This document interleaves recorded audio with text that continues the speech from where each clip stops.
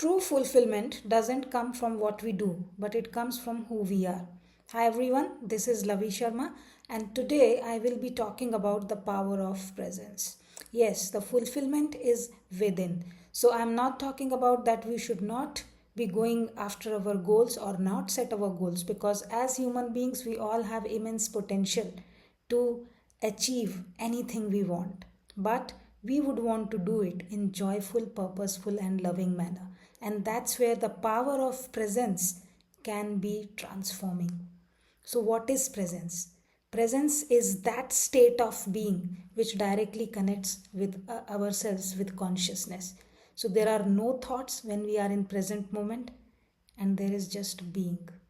So, when it comes to being, we can be in two dimensions. So, I just first want to conceptually describe it. But let me give you a warning, presence is not something which can be understood by concepts. So, conceptual mind can be used to practice presence, to live in this world, so that you can put some practices which can connect you with presence. But okay, let me get back to concept. So when I talk about dimensions, there are horizontal and vertical dimension. So horizontal dimension is all about what we do, what we achieve. So what when you say that achieving this particular goal will make me happy, and you try to achieve it, that's when you are in horizontal dimension. And have you noticed that there are many people in this world, even after achieving their goals, they are not fulfilled? Because they are only into doing, only into that horizontal dimension.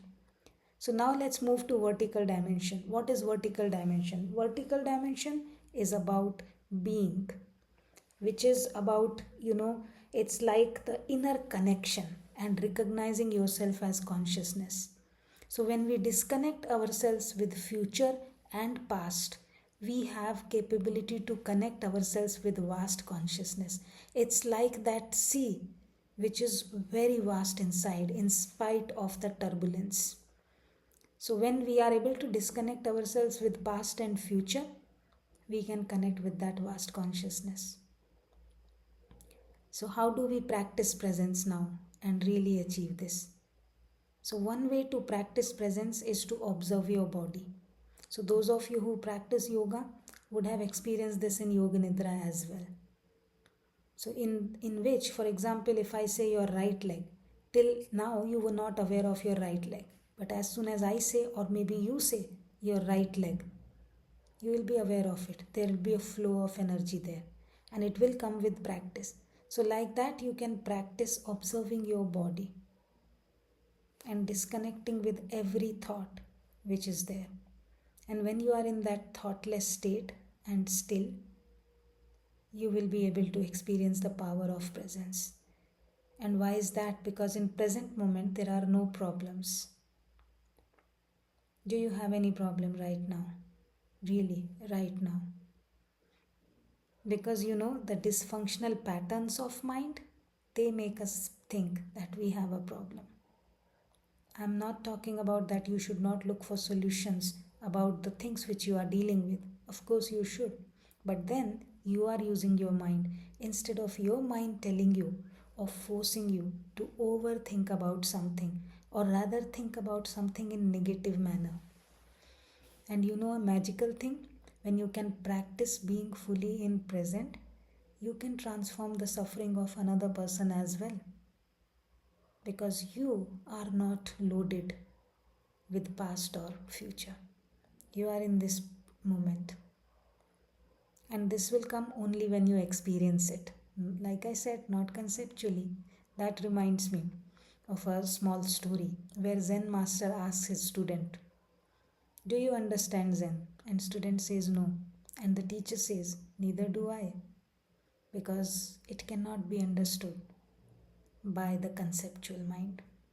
So go ahead, practice, and especially in those situations when you are experiencing intense negative emotions, that time observe your emotion fully. Maybe you can observe it like in the horizon of thoughts. It's like a sky where all the thoughts are there. It's just one of the thought floating around like any other thought. Why is your mind trying to tell you that you should only focus on this thought, which is actually disturbing you or disrupting your life and which is negative? And like that, when you will observe it, you can observe it like a small bird in the sky, which eventually disappears in the sky.